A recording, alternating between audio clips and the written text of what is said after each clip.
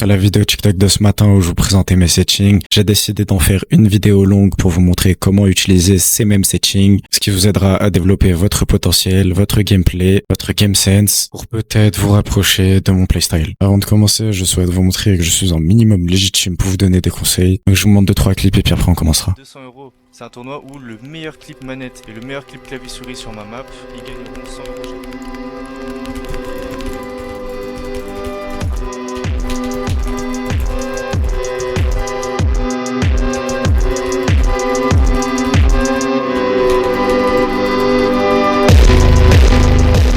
chacun. À partir de ce moment-là de la vidéo, le montage sera beaucoup moins raffiné. Donc on commence directement avec les paramètres graphiques, on se voit que je me suis mis en full low et j'ai lock à 360 fps pour vraiment avoir une POV bien plus clean. Tu vois, j'ai remarqué que quand j'étais en illimité, même si je tenais 400-500, vu que c'était pas vraiment focus, ma caméra saccadait, c'est-à-dire que c'était pas tout le temps la même POV, c'était pas tout le temps la même sensi. Donc ensuite, on se retrouve dans l'onglet volume, là où j'ai enlevé pas mal de trucs pour pas polluer mon casque. Ma qualité du son en faible, le son spatialisé du casque en off, la visualisation des bruitages activée pour le game sense. C'est ultra important pour bien comprendre où est le mec en face et pouvoir pre-shot bien comme il faut. Donc dans l'onglet jouabilité, j'ai activé l'Edit on Release, donc j'ai mis simplement modifier, c'est ultra important. En tout cas, si jamais vous êtes clavier souris, c'est vraiment pas mal. J'ai désactivé l'option de modification. Bien évidemment, je ne suis pas edit simple, je pense que ça va de soi. Après ici, c'est un peu des options useless, donc je vais passer. J'ai désactivé l'économie d'énergie et bien évidemment le mode rediffusion pour éviter de prendre du ping pour rien. Alors l'interface de jeu, je vais vous laisser copier parce qu'en vrai c'est un peu à rien que je m'explique sur tout ce qu'il y a. Donc voilà, je vous laisse copier. Tout ce que je peux détailler peut-être, c'est que l'échelle de l'interface, je l'ai diminuée, l'échelle du nombre de dégâts, je l'ai augmentée. Donc là maintenant, on va passer à une des options les plus importantes, les sensi. Donc j'ai 2.5 en X et 5 en Y. Après les sensibilités de scope, je sais pas si vous pouvez les copier. En général, les pros utilisent entre 40 et 60, voilà, si vous voulez une stat. Pourquoi X et Y, c'est différent. Donc la sensibilité X, 2.5, elle est plus faible, et Y, 5, elle est plus élevée. On le sait, les joueurs avec une forte sensi ont des meilleures mécaniques, et on le sait, les joueurs avec une faible sensi ont des meilleurs aim. Donc du coup, en général, les gens utilisent une sensi medium, ce qui leur permet d'avoir des mécaniques mid et un aim mid. Mais moi, du coup, j'ai réfléchi à quelque chose, c'est que quand il y a quelqu'un en face de toi, ce qui va compter pour l'aim, c'est surtout le gauche-droite. Et quand on va venir faire des mécaniques, ce qui va compter beaucoup plus, c'est le haut-bas. Du coup, j'ai mis gauche-droite en 2.5 et haut-bas en 5. Comme ça, au moins, je garde des très bonnes mécaniques tout en gardant un très bon aim. Du coup, ensuite, on va passer à un autre paramètre qui est les mouvements du clavier et c'est tout aussi important que des sensibilités, donné que c'est un petit peu la sensibilité de votre personnage. On peut voir à droite sans le paramètre et à gauche avec le paramètre. On voit directement la différence, c'est bien plus rapide. Je vais maintenant passer aux touches sans m'attarder sur les touches un petit peu inutiles. Je vais skip un petit peu toutes les touches de déplacement, mais à part la touche pour aller à droite.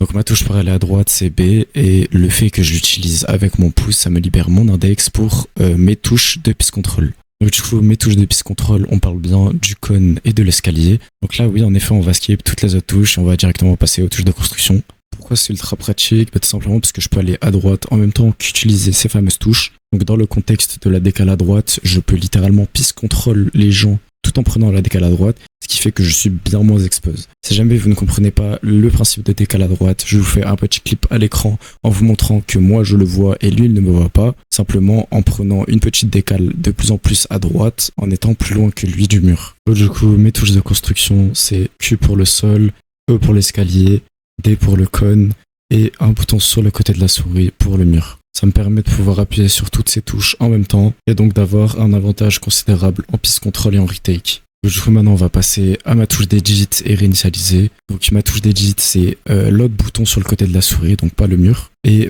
j'ai la reset molette avec le haut de la souris. Entre parenthèses, vraiment gardez bien une autre touche pour reset parce que c'est super important dans certains cas. Par exemple, pour faire ce genre de move, j'utilise le reset normal et non pas le reset molette. Donc vraiment, c'est super important de le garder, même ça marche dans certaines situations là où là vous devez pas réinitialiser directement pour prendre un timing.